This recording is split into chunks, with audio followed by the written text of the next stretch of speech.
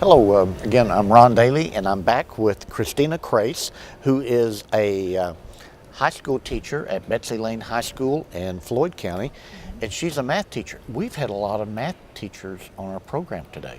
Great. Math was not a great subject for me. I started off, I wanted to be a scientist, wanted to be an astronaut, and then somehow I got in a school system where I didn't have a really good math teacher back in about freshman year in high school, and I moved out of that, moved into social studies. So having a good quality math teacher to keep everybody interested, build that foundation, which you have to build on, is so essential. So It makes a big difference. yeah. So Christina, you have an interesting project. It's all access flipped classroom. So what does that mean? Well, I noticed, I've been teaching for 12 years, and one of the biggest problems I see in a math classroom is kids always come in and they're scared, or they're terrified of math. And it's just their anxiety level just increases dramatically in a math classroom, for their fear of it. And I thought, primarily what causes their fear in this math classroom? And I've figured out that it's their time constraint. For some kids, maybe a teacher's moving too fast. For some kids, maybe the teacher's moving too slow. And so if we took away the time of the classroom and let these kids have access to the lesson at their own time, hear the lesson as many times as they need to, they could actually come in and be more confident, have greater understanding. And so my grant was how to reduce the anxiety in a math classroom. And so I chose to purchase a swivel and an iPad and start recording my own classroom lectures and put them online for access for kids to go to study and to watch videos before they come into my classroom. And so I'm taking away the time constraints. So when they come into my classroom, it's more one-on-one. What did you struggle with? What can I help you with? And I can hit almost every kid that way. Okay. Now, in addition to the videos that you create, and there's a lot of other videos out there, do you ever use anything else or direct them to other things, or it's mainly you're focusing on what you are doing, what you're instructing, so to reinforce that? For the last few years, I've used other videos. I've used other people, what they put on the internet, and I found some great ones. I really have. Yeah. And I thought I could use those, or I could use my classroom, and this year with my grant, I can start recording and start putting those videos up, and then that way next year I can go completely flipped with my own lessons.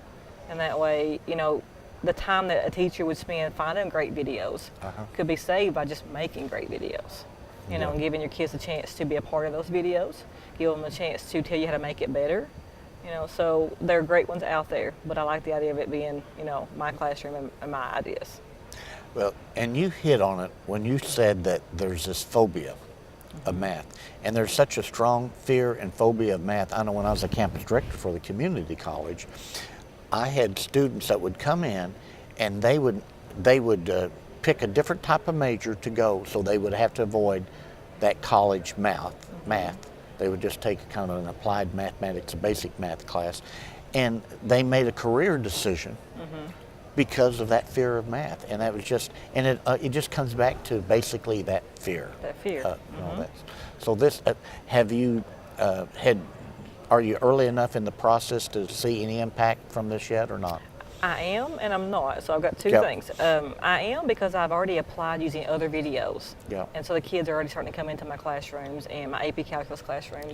And they'll watch the video the night before, and they'll come in and they'll just start asking me questions. It's not me asking them questions. They come in to me and say, I need this, I need this, I need this. And so it's almost student-centered.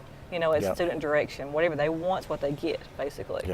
Now, as far as my videos, I've not created yet. I just got my stuff in this past week. So I'm hoping and excited to get started next week and to see how that goes. But the kids are extremely excited. They love the fact that they can watch and rewatch videos as much as they need to.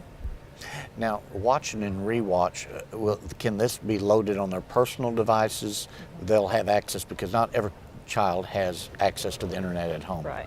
Is there some mechanism for students who, after hours, to be able to learn from what you're doing? That's one of my biggest, concerns is, the kids have the devices, or are they going to have access? In our county, we're going to that one-to-one initiative, so our freshmen and sophomores have devices. Our juniors and seniors do not. So we have to make sure that we have it accessible to all the kids. It will be on YouTube, we hope, a Blackboard, we hope. During ESS, obviously, I come in early every morning, so we're going to give them a lot more access time and ability to get on. But it is a concern. But the kids have already, expressed their desire to see it and Okay. excitement to see how it's going to happen. They can Okay. watch on their iPhones or iPads, any device they have. Okay, great. Well, hey, this is Christina Crase, and she's doing some exciting things there in Floyd County at Betsy Lane High School in mathematics. So congratulations, and thank you for being our program. Thank you for having me.